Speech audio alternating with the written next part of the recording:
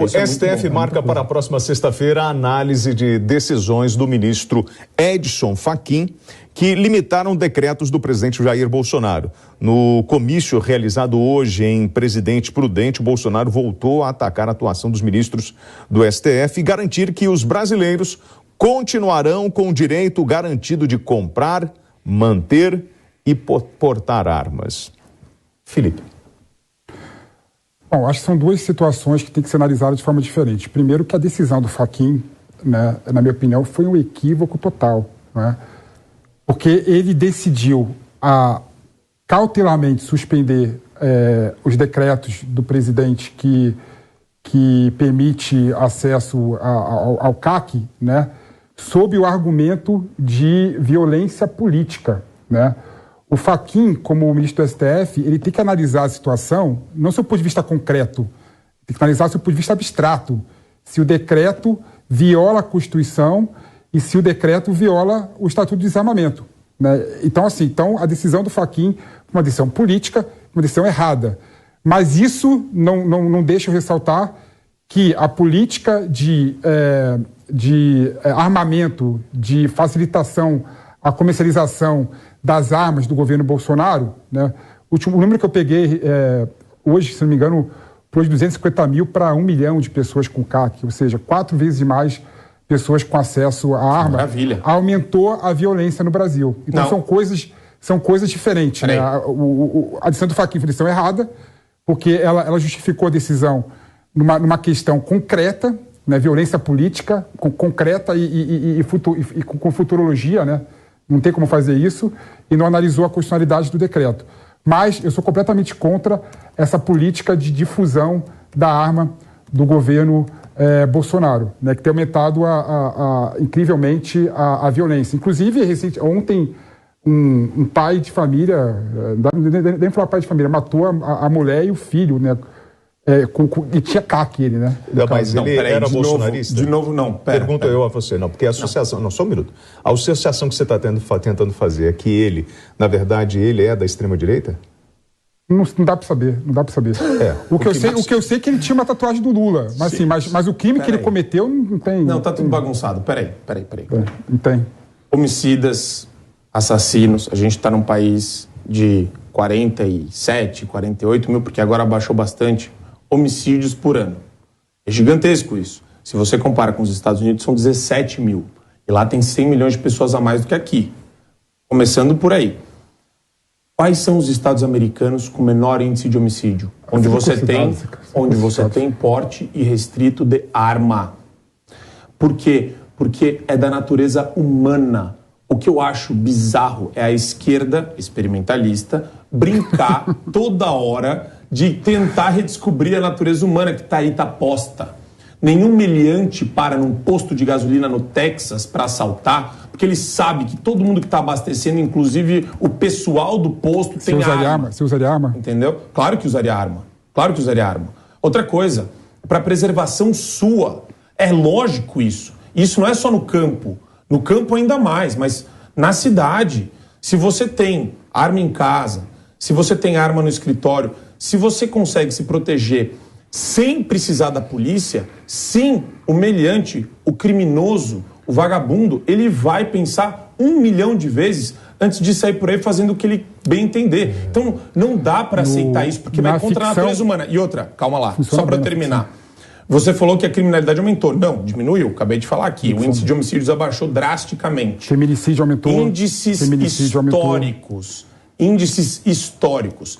Todos diminuíram porque todo mundo mata. Homicídio não tem esse negócio de homem, mulher. Tudo cai proporcionalmente, caiu proporcionalmente para um patamar histórico positivo para o Brasil, como nunca antes nos últimos 20 anos, pelo menos. Então, isso é bom, isso tem que ser comemorado e é um direito meu. De novo, eu como cidadão tenho a prerrogativa de ter arma para me proteger, para não precisar depender. E eu faço até uma provocação para você, Felipe. Você tem uma filha. A sua filha, andando num parque, sozinha à noite, com 15, 16, 17 anos, você vai se preocupar com ela, você não vai deixar ela sair sozinha à noite. E quando ela tiver 18, 20, você não gostaria que ela pudesse se defender com um instrumento hábil a repelir um agressor, a repelir um estuprador. Eu estou falando que eu estou chamando ele para refletir sobre isso. Então, você não daria uma arma para sua filha? O que você daria para ela? Um spray de pimenta? Não daria. O que eu quero é um aparato estatal para proteger minha família, proteger minha filha, né? O monopólio da força é do Estado. Você vai depender da segurança. Arma é feita para matar. À noite no parque. Não tem. Esse seu exemplo aí é um exemplo fictício, que não existe no mundo real. Como não existe? Entendeu? É um exemplo fictício. Você usa o exemplo dos Estados Unidos, mas outra situação. As pessoas são diferentes. E nem são a natureza humana é diferente nem daqui são para lá. esses dados reais, entendeu? São. Nos Estados Unidos, os estados que têm mais armas são os estados que têm mais homicídio, entendeu? Não. Isso é falso. Isso é falso. Essa informação que você passou agora é falsa. E eu vou além. Tem outra questão que é importante também. Se o Felipe quer depender da polícia a qualquer custo, tá bom, então você vai depender. O tempo de resposta médio da polícia vão ser 8, 10, 15 minutos. Você está colocando o problema da polícia para justificar o armamento. Não existe no mundo inteiro. Vamos melhorar a polícia. Não existe tempo de resposta imediato porque a polícia não é ubíqua. A polícia não está em todo lugar a todo momento. Isso é natural. Não precisa estar em todo lugar a todo momento. Isso se restringe ao bom senso. Ela tem que ter inteligência. Felipe, antes mesmo de 2018, o brasileiro já podia comprar armas. Houve uma correção técnica em cima da compra de munições, de calibres, mas o brasileiro, pela Constituição, ele tinha o direito de comprar e ter na sua casa a arma. Para ter o porte, ele precisava pedir isso à Polícia Federal. Para ser um atirador, ao Exército Brasileiro. Sim. Aí eu pergunto, então... Por que essa resistência em relação a isso? E por que atribuir a Bolsonaro essa corrida armamentista? Os dados estão aí, William. Os dados estão aí. Você pega, por exemplo, o número de CAC que foi autorizado, pulou de 250 mil para 1 milhão. Hoje tem 1 milhão de pessoas com armas na mão. Porque houve uma propaganda para a compra de armas, é isso? E a gente viu, a gente está vendo, por exemplo, uma pessoa com CAC que matou eu não gosto... Não, é bom deixar claro. Eu não gosto de argumentos casuísticos, né? É um caso concreto, mas é um caso que retrata a situação. Ele não tinha condição nenhuma de portar arma, entendeu?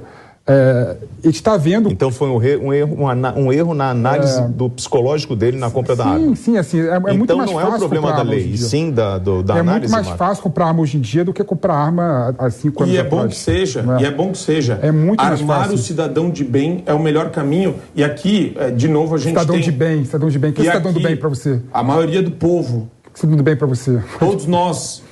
A quantidade de meliante de bandido é bem menor do que 200 milhões de pessoas. O que é cidadão do bem? O que é cidadão do bem? Defina para mim. Sim, cidadão do bem. O povo brasileiro quer se defender, quer se armar. Qual o problema? Ora. Existe cidadão do bem, Felipe? Claro que existe. Eu estou falando em contraposição à bandidagem, à criminalidade. E tem mais.